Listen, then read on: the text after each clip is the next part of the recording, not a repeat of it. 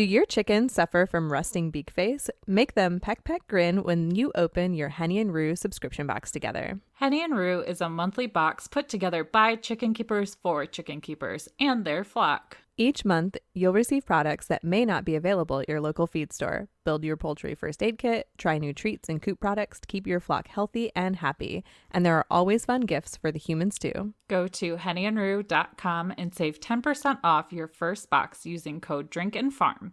As a subscriber, you can also visit the hennyandroo.com shop to purchase select items and save 10% off everything. Henny and Roo, better chicken keeping delivered.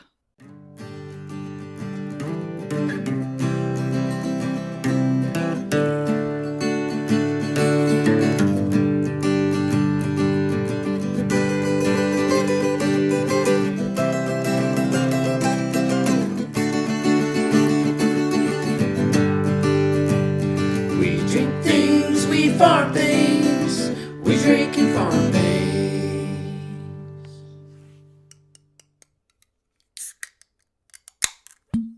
Oh. Hey, Sam. Hey, Bev. That cork was super hard to get out of there. Yeah, it sounded like you struggled a little with that. I did. I almost went, ugh! But, you know, people would have probably been weirded out by that, so I didn't. They're like, ow, my ears. Yeah. So this is the Minisode. Well, ask Sam and Bev, the Minisode. I felt like we were going down the path of starting this like a regular episode, but I didn't want people to get confused. So I kind of went rogue. Oh, yes. Yeah. Good point. Yeah. Good point. But now I can ask, you know, what are you drinking? You know, the usual stuff. So I'm drinking a Temperance Beer Company Bird Song. Ooh, that sounds pretty. Oh, yeah, it is. It's super pretty. It's called Farmhouse, or it is a Farmhouse Ale Saison, and it's got a cute little story on the back. Oh, yeah? Yeah, it says, "There's a concert in our midst. Look up and soak it in. Listen close and you just might hear something. With its unique combination of peppery sweetness, refreshing acidity, and hint of farmhouse funk, Bird Song is your patch cable to the live mix in the treehouse." I don't know what a patch cable is, but it must have something to do with audio. Yeah, I have no idea either. So what are you drinking over there? So I have, from our little field trip to Coop Camp, I have the Abe Martin Peach Chardonnay from Chateau Thomas Chateau Thomas Winery. And I just was reading my bottle because it's got a fun story on it too. It says, Chateau Thomas Winery is producing this wine to memorialize the 100-year-old fictional character who roams the streets of Nashville and surrounding Brown County, Indiana. So there's this cute little cartoon on it. So we'll throw that up on the Instagram. Oh, neat. But it's 99% Chardonnay and 1% peach wine. But that peach wine just kicks that Chardonnay's ass, and you don't really taste anything too oaky or weird. Oh, nice. Which is why I think I liked it so much when we were on our little field trip. Yeah, and my beer is from our field trip to the Naperville Ale Fest. Oh, so yes. There you go. Field trip beers and wine. I like it. And welcome to We Drink and We Farm Things, the Minisode. Yay! Woohoo! And this Minisode, we're not interviewing anybody, but we kind of let you guys sit in the interviewer seat and ask us some questions. So we're going to be going through those, and we'll ask each other some questions too, because, I mean, even though we've been talking to each other pretty consistently over the past year and a half, we're still always learning things about each other. So I'm sure some new weird stuff will come out today, just for your listening pleasure. Yeah, I'm sure. And this episode, our drinks were sponsored by one of our Patreon sponsors, which is Christine Sayani at homemade_confetti. So cheers, lady. Yes, cheers. All right, so should we get right into it? Yeah, let's do it. So I believe we got this question from the Instagrams because it's an at. So at the lady Jules, Joules. So you can find her on Instagram. She said and asked, I just got my first shipment of chicks. I have 6 of them, all different breeds. They're 3 days old. Do you know how to tell a Sussex from a Welsummer? And my initial gut check reaction is, nope, I would have to Google it. Which is exactly what I did. Okay. I was going to say, did you know off the top of your head? Because I'd be super impressed. No, I mean, all I have are like regular old barnyard breeds of chicken. So when I saw this, I was like, I have no idea. I'm like, let's check the Google. So what did you find on the Google? So the Google says that Sussex have pink legs and Welsumers have yellow legs. Oh. So there you go. That's cool. The one thing I like, and this is not an intentional plug to My Pet Chicken, but when I got in orders from them, they put little leg bands on. So then you can match the leg band to the breed, because I ordered like 18 different ones last year. So I would have had a heck of a time trying to Google all that and keep it straight. You just have to take the leg bands off after the first couple days. Otherwise, it can like cut into their skin as they're growing, but they're handy those first couple days where you're trying to get to know everybody. So some hatcheries do that sort of thing. But otherwise, yeah, I Google and compare. But yeah, great question. I'm glad that we kind of learned something in the process there too. Yeah, me too. Well, and it's funny. I was thinking about checking chick breeds because I've got those 5 chickens from the, is that how many I got? I think I got 5. Yeah, I got 5. 5 chicks from the Coop Dreams flock. Isn't that terrible? I can't even remember how many chicks I'm taking care of right now. It's chicken math. It doesn't really matter at the end of the day. Right. But I have no idea what breeds they are. And when Montana, which is at Thimbleworks, came over and I showed her the chick, she was picking them up, and she had told me what some of them were because she could tell based by like the feathering and like the size of their feet and stuff. But I totally forgot. I should have taken notes. Pictures and notes. That just means she has to come visit. Yeah, now it's a mystery again. So Tina from Henny and Rue asked us a question in our Facebook group, and she asked, Sam and Bev, do you consider your chickens to be pets or livestock? Pets right now, because mine are all egg layers. And I get very sad if any of them get hurt or die. Not that I wouldn't if they were livestock, but it's definitely a different mindset, pet versus livestock. But what about you, Bev? So I am sort of like a pet / livestock when it comes to the chickens. Okay.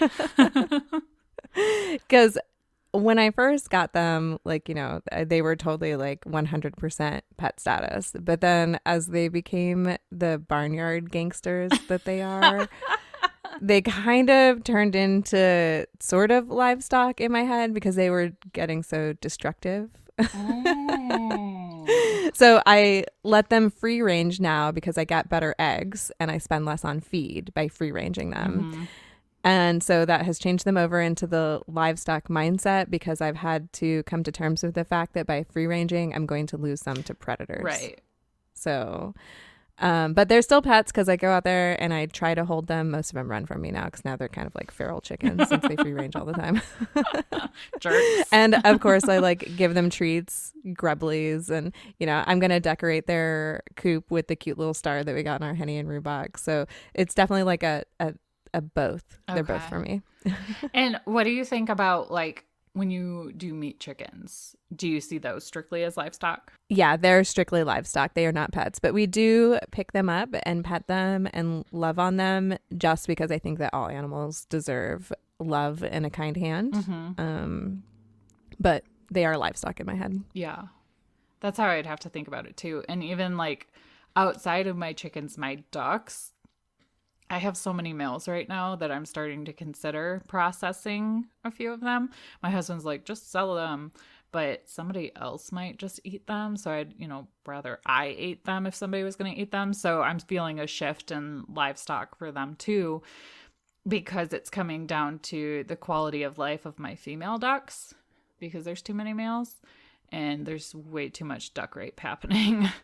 Oh, yeah. So I have to like make that shift into livestock and what's best for the group in order to like be okay with just eating them.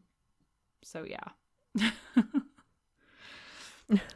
So Tina also asked us, do you have a mixed breed flock or just one? And I think we kind of spoiled this one already between the both of us in the last one. We did. Yeah. I have a total mixed breed flock. I wish I could tell you what breeds I have, but I can't even remember anymore. And I don't have that many chickens.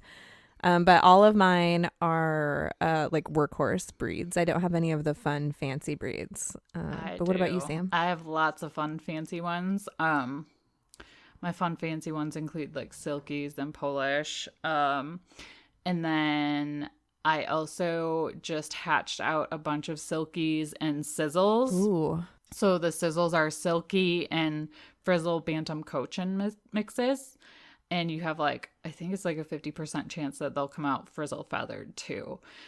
So they're pretty dang cute running around. Although one of them I'm pretty sure is a rooster because it's already running around like a little jackass. And it's like little combs really red and it's only a couple weeks old. And I'm like, son of a bitch.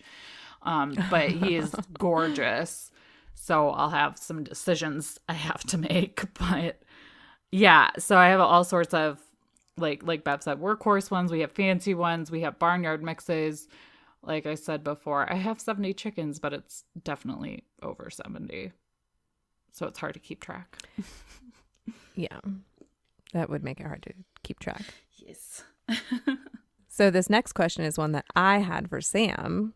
And I said, oh, hey, Sam, did your first round of baby goats go well enough that you want to do it again or make it a regular yearly thing? And if so, would you do anything differently? So yes and yes. So, but I don't know. My husband might make me pump the brakes a little bit because I ended up keeping everyone. So our flock went from our herd went from like 5 to 10. So that's the first thing I do differently is like going with a mindset of you're not keeping them all. And you're not naming them all because then you get emotionally attached and don't want to get rid of them. So that's part of it. And another thing I want to do differently is time out the breeding. So in, I think the last full episode, we talked about the anti-breeding aprons. So part of that is so they can like hang out together until we can get our fencing stuff figured out. Another thing is I want to have a little more control over when they breed because Toot, our buck, he broke in and bred the girls a couple times last time. And that's how that happened. But this time I want it to be warmer out. I would like to time it so I can milk Maya, who's probably going to be the only one I breed next time. And I want to be able to milk her maybe from like end of July to like February, like non-Ale Fest time, which is kind of funny to time it around that. But if you're going to do something like that and not feel the need to milk 24/7, it's good to think long-term, what am I doing? Unless you do have somebody that can come in and milk by hand. So it's some of those like logistical things that I would do differently. Everything else, I think I feel extremely blessed that nothing did go wrong because I see all the time in the goat groups like something going wrong, it feels like. But that's usually when people ask questions or bring things up is when it goes wrong. So probably more often than not, it goes just fine.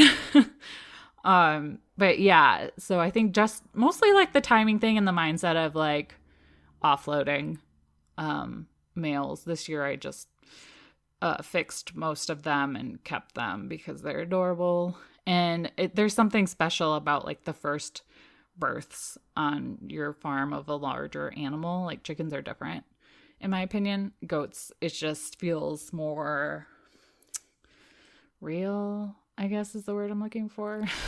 I don't know how to explain it. Well, they take up more space. Yeah. Yeah, because they take up more space, like they just automatically kind of end up taking more space in your day and your life. And I don't know. And like, I don't mean to say that to minimize the impact that chickens have on us, because I have special chickens as well that take up a lot of space in my heart. But part of it is like they are so loud and they can be really pushy. So like they make you give them the space that they need because they're goats. That's what they do. Yeah, they are next level needy compared to the chickens.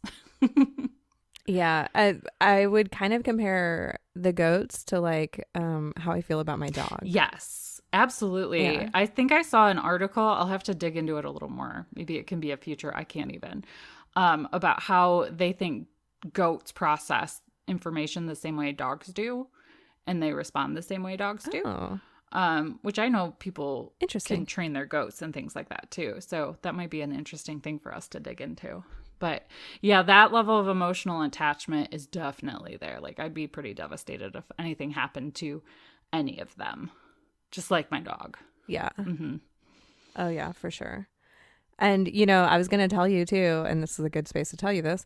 After our episode about the goat aprons, I'm kind of reconsidering going ahead and going out and getting a buckling now, because I can control when he breeds the girls with the apron. Yeah, as long as he keeps it on. Yeah, as long as he keeps it on. Yeah. And then I can keep him with them until I have time to build another fence. So I don't know. I'm kind of chewing that around in the back of my head, but Bev needs goat babies. you know how things go. Yeah. I do. I need goat babies so bad. You do. Okay. And then I have a question for you. What is one animal you do not want on your farm and why? Oh, that's such a hard question because I was born loving like every animal out there. Mm-hmm.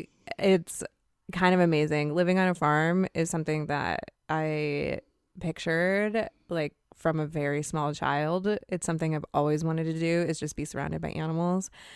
So I think an animal that I wouldn't have on my farm though is horses. Mm-hmm. And that's really hard to say because I love horses. Horseback riding was kind of something that got me into loving animals so much. And in fact, when I was younger, like I'd go volunteer at places that were in my area and go like clean out stalls just so that I could have a little bit of saddle time. And I went to like horse camp and all that stuff. So as much as I would love to have horses, they're not in my long-term farm plan because I don't have a great use for them and they require a lot of care and resources. Like they're not like the goats mostly just hang out in the pasture and do their thing, and I got to trim their hooves and, you know, like deworm them and vaccinate them and stuff. But like horses are they're more hands-on care than like the goats are, or even the donkey. Like the donkey is way more work than the goats, but he's less than a horse, if that makes any sense. He's an in-between. He's an in-between. Yeah. So I think I'm going to have to say horses, which is hard to say because I love them and I really want one. But yeah, those are my reasonings. What about you? Do you have any animals that you wouldn't have on your farm? The Damascus goat. Oh, that super ugly goat. See, Yeah. I totally have one of No. those. That's a face only a mother God. can love. No. They're so ugly. And I want to say, like, I saw a video of them and the balls on that thing are just disgusting. Because clearly when Sam wants to pick animals, it's because of the size of their balls, apparently. Like too big, too small. No, it's just not legit. It's not cute. It makes weird ass noises. Like, no, I need my goats to be cute and fuzzy. But like I would take pretty much any other animal, including reindeer. So yeah. That way you can start your reindeer yoga farm. exactly. In all my free time. Yeah. Is the Damascus goat that one that's super cute as a baby and then is super ugly as an adult? I don't know. Are they cute as a baby? Google Damascus goat baby Okay, really let me quick. look. Come on, Google. Don't fail me now. Damascus goat baby. Oh, they are really cute as a baby. Right? What happens to them? I don't know, but they are What the the sweetest hell? baby angels as tiny goat babies. What happens to their little their ears go from like being like freaking Rapunzel to like I don't even know what this thing is, but oh yeah, the size of the balls on that thing are just ugh. So I think that the reason why their ears get so short is I think they're docked. Oh. Yeah, we're gonna have to link a picture to the Damascus goat in the show notes because this is Yeah. We'll so do one weird. baby and one adult because it's quite striking. Oh god, I'm gonna have nightmares now. Okay, next question. Okay, so Katie Montgomery from our Facebook group asked 2 questions, and I'll read the first one first. She said, both of y'all, what's the most important thing you've learned since you started farming? So I'll let you go first, Sam.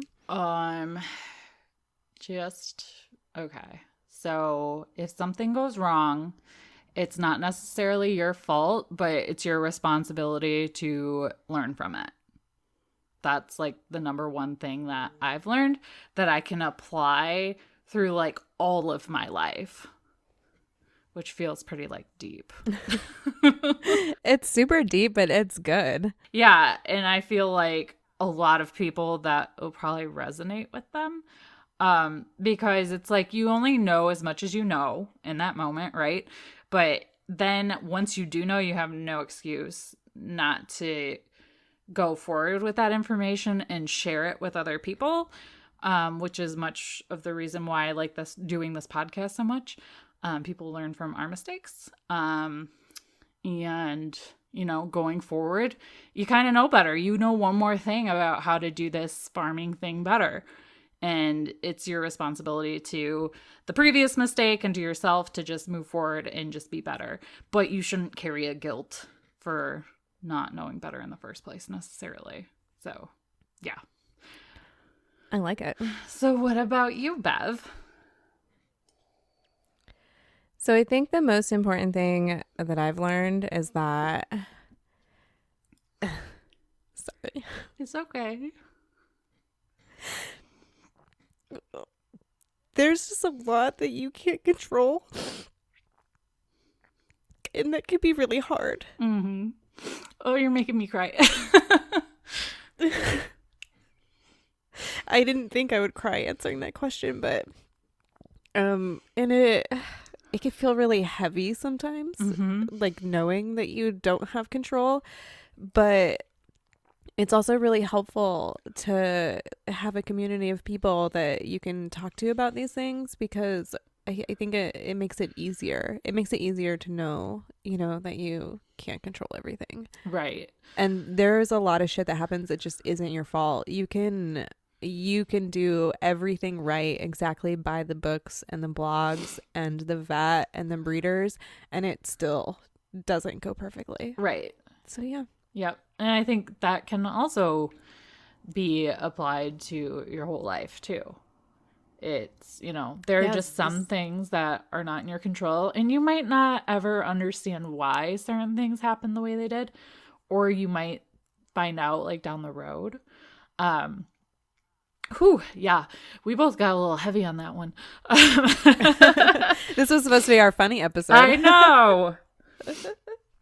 Do you want to explain why you got upset about that, or you can just cut that question?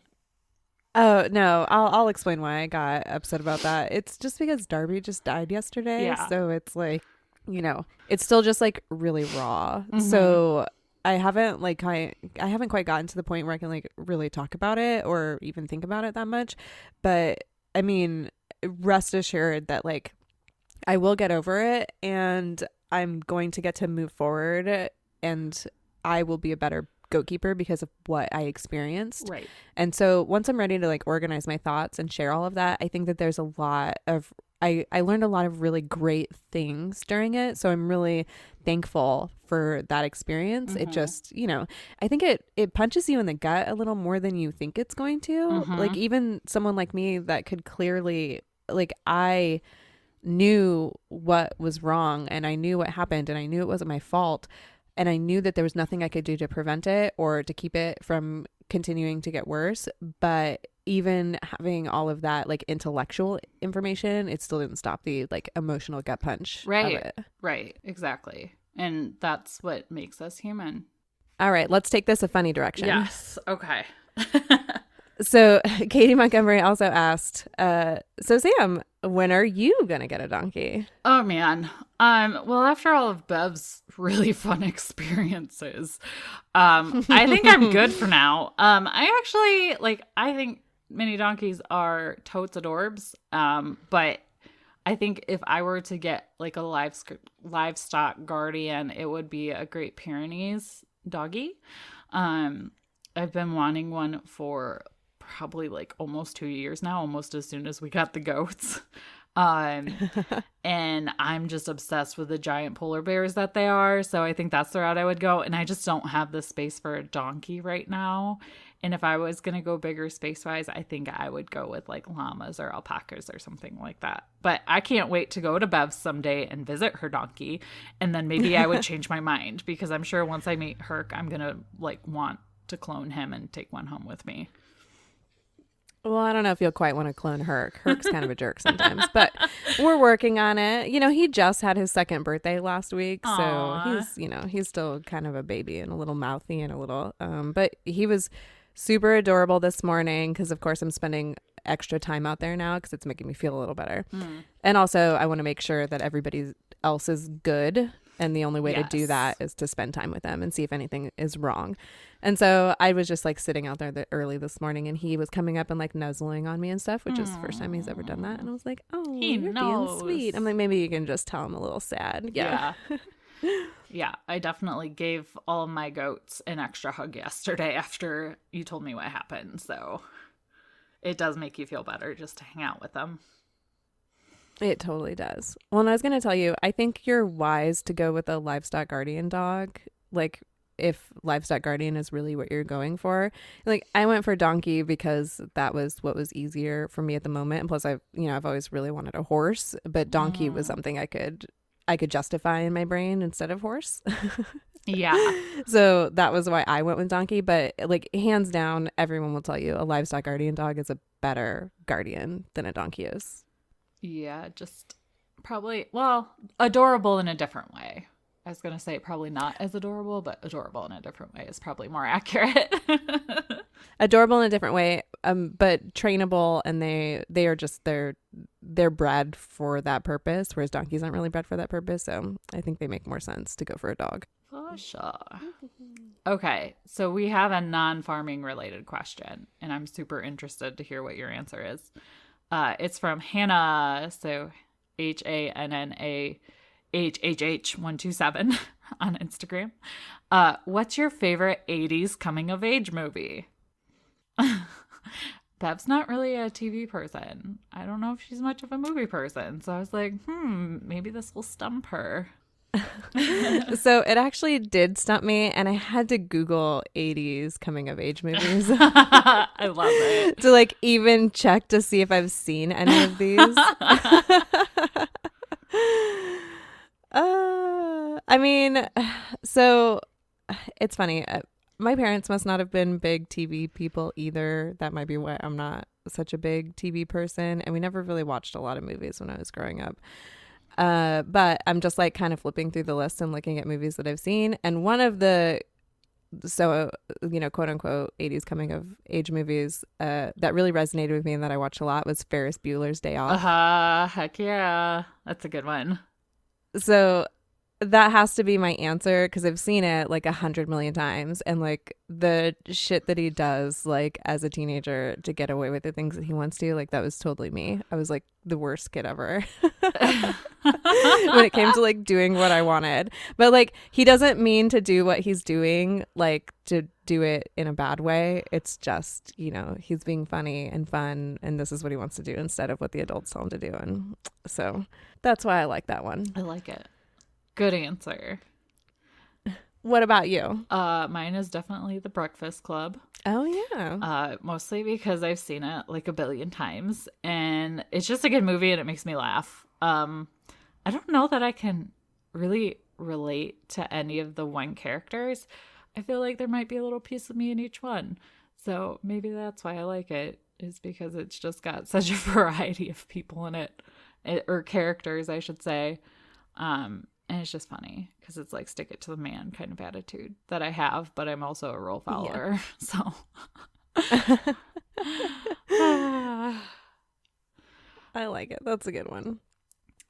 And then Amanda asked, and she is it at Ogle? I don't know how to pronounce that. Ogles. Okay, so it's at OLGANEWGLES. I think her name is Amanda Ogles. Sorry if we butchered all that. But she did ask us for water bottle recommendations for rabbits. And Bev doesn't have rabbits, but I don't know if she has any recommendations. Right. Zero recommendations. So I just get whatever's at Tractor Supply. I try to get one that can hold a lot of water because I don't like to change it often. So that's kind of my default. I'm sorry I don't know brand names, but they also have one at Tractor Supply, and it's the only one there that you can plug in during the winter, so your water bottle doesn't freeze if your rabbits are in the barn or outside or whatever. And I like live by that in the winter because like thawing rabbit water bottles is such a pain in the ass. So I pretty much go with that model, and then I also have just like the regular bottle with like the little ball that they nibble on or lick or whatever, which sounds really dirty, to get the water to come out. And it's like white bottle, blue pattern on it. So sorry I'm not more helpful. You did mention that you have some leaking issues, so it just might be kind of a trial and error thing. I don't know, maybe your rabbits are really aggressive and just really go at it with the water bottle. I don't know that I have that issue necessarily, but my rabbits are also outside, so I might not just notice it. Oh yeah, that's a possibility. Sorry I'm not more helpful. I do have something that I can recommend if the leaking is coming from where the top screws on and not out of the ball.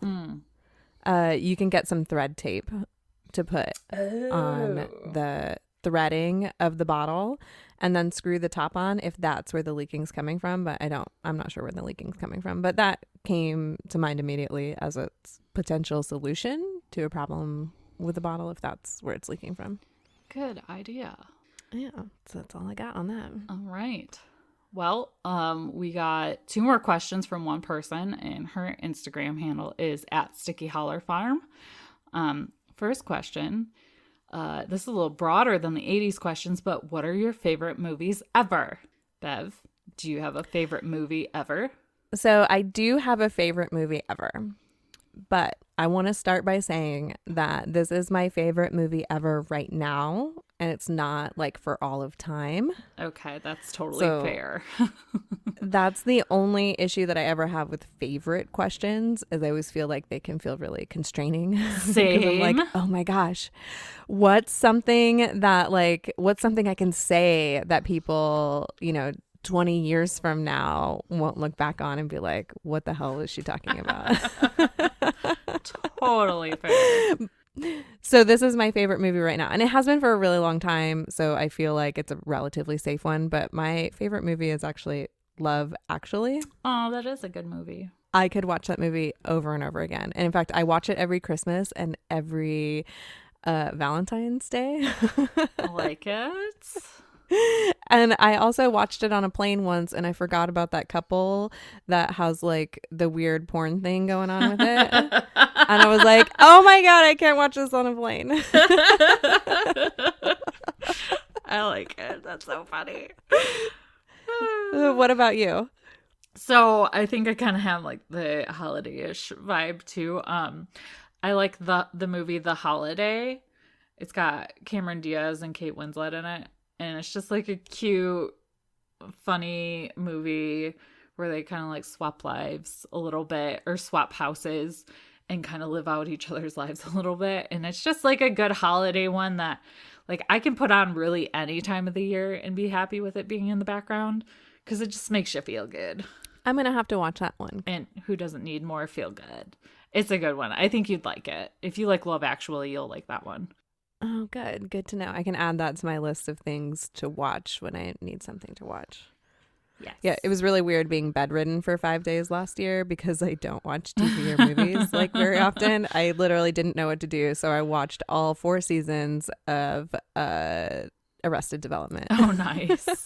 That's a good choice. I really like that show, so There let's you just go. watch all of this over again. So, and at Sticky Holler Farm also asked, what other hobbies do you enjoy?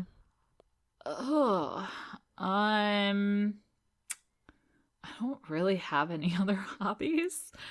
I think a wine tasting when I go to wineries. I like that. And I also like sitting on my butt and binge watching bad reality TV.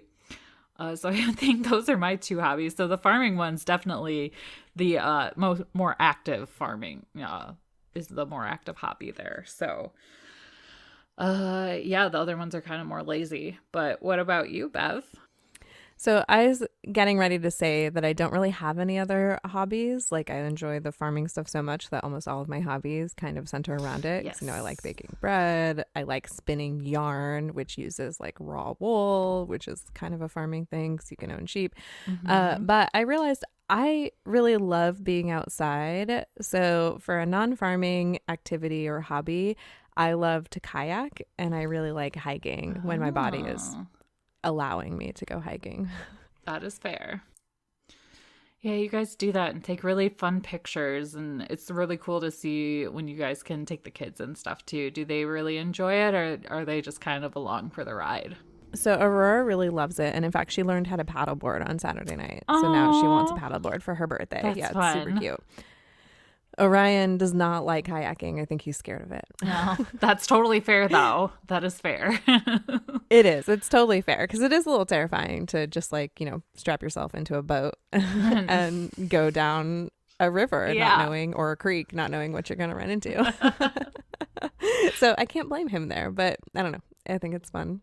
Well, yeah, that's all of our questions. Yeah, it sure is. Yeah. So if you have more questions for us, you can always send those to us at drinkandfarm@gmail.com or DM them to us on Instagram, and we'll start making another list. And once we have enough questions, maybe we'll do another one of these. And as always, you can send us your farm stories too. We like to read those at the end of our regular episodes. So email those to us at drinkandfarm@gmail.com.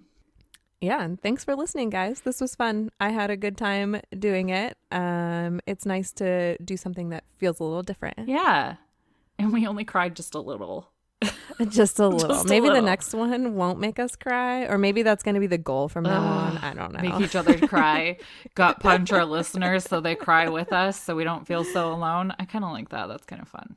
Sorry, guys. Yeah, it is kind of fun. I mean, it feels good to cry every now and then. Yeah. Like, it feels very cleansing. So Yeah. I've been doing a lot of cleansing lately, apparently. So drink. Farm. And give give zero zero plugs. plugs. Bye, guys. Bye. We drink things, we farm things.